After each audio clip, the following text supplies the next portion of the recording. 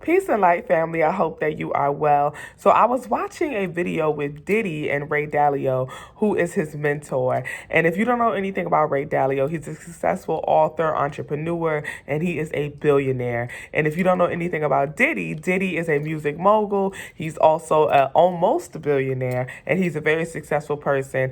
I thought that this conversation was interesting because, number one, it is a successful person, or a person that a lot of people would deem successful because of his financial status and a lot of things that he's accomplished.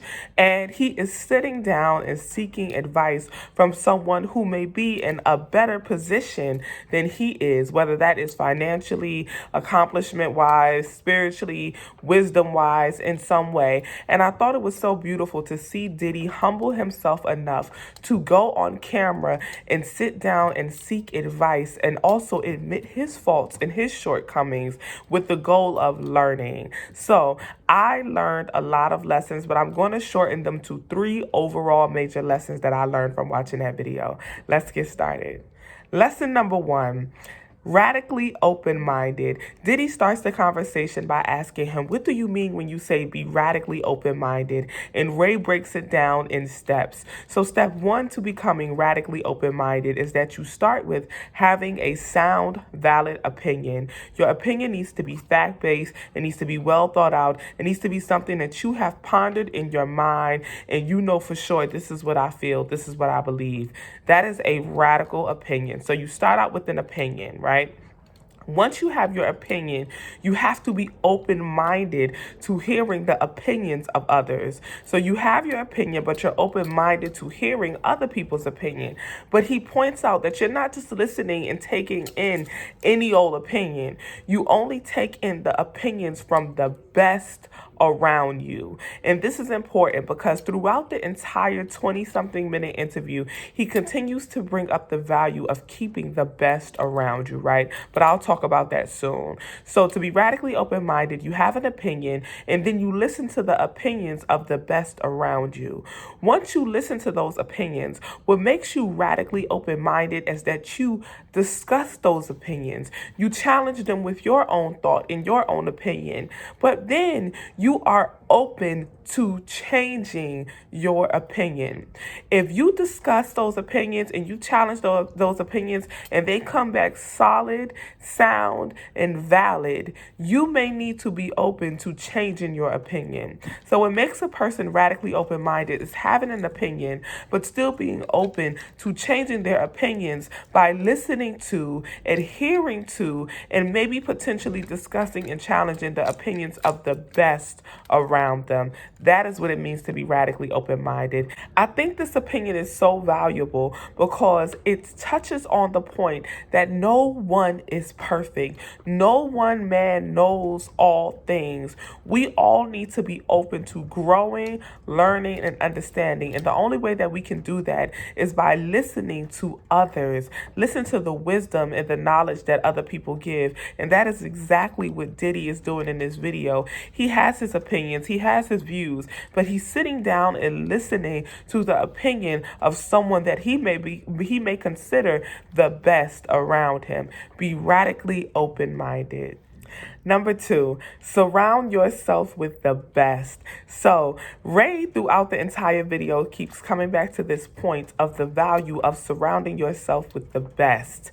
Diddy opens up and he shares how he had to step away from the game because he felt like he wasn't surrounding himself with the best. He felt like he wasn't surrounding himself with a team that was matching his level of excellence.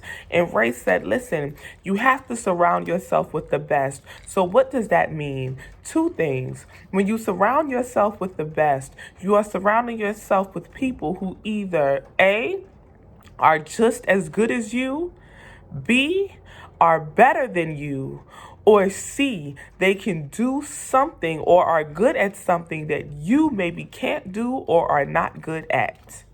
I'm going to repeat that again. A, people who are just as good as you.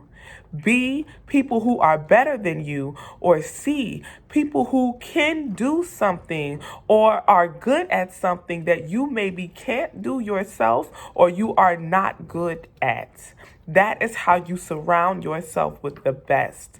You have to surround yourself with people who are striving or have already achieved the level of excellence that you desire. And excellence for you, it depends on your own perception, your own definition. What looks like and feels like excellence for you may be different for me, may be different for Diddy, may be different for Ray. However, your team needs to be the best for your definition of excellence. And lesson number 3, you do not need to do it all. You don't need to do it all. Diddy opens up about once he realized that his team wasn't at a certain level of excellence, he knew he needed to adopt new team members, but he had been fooled. He essentially told Ray, like, look, he's done interviews and people do well in their interviews, but when things get tough, once they get the job, they break. So he was saying, like, how do you pick? He was asking him, how do you pick people who are going to be on your team? And Ray said, listen, you may not be a good picker. He was telling Diddy, you have to recognize your shortcomings. Essentially, you may not be the person who has the eye for excellence. So you need to hire someone who is. Hire someone who can interview people and know right from the beginning whether or not they will have the ability to achieve the level of excellence that Diddy has. You do not need to do it all. A lot of us need to hear that lesson because I know myself, I have a hard time asking for help. Sometimes I feel like I can do it all, and a lot of us can. You may feel like you can do it all. You may even have experiences of actually doing it all, especially for like single mothers, a lot of women who are doing things on their own, single fathers who are doing things on their own, fathers who may have families and they're providing for everyone, people who are in college and you're balancing going to school full time and working full time. A lot of us have experience with doing it all. However, Ray's point was you don't have to. You do not need to do it all. You can ask for help. You can call on those people. When you surround yourself with the best, the reason that you surround yourself with the best is so that once again, those areas of weaknesses for you, you can call on your squad and say, look, I need you. I'm not good at this. Come in. Help me out. I may be struggling in this area. Come in, help me out. Surround yourself with the best so that you don't have to do it all because you do not need to do it all. So overall, I learned so much from that conversation with Diddy and Ray. If you want to go watch the whole interview, you should. I think it would be very beneficial. In the end, Ray talks about some people who influence him. He talks about why he wrote his book and how he just wants to end his life feeling fulfilled and feeling peaceful, like he actually, accomplished something by sharing his knowledge and his wisdom. I thought that it was a beautiful interview. Go check it out if you want to. But just make sure that you apply these top 3 lessons to life.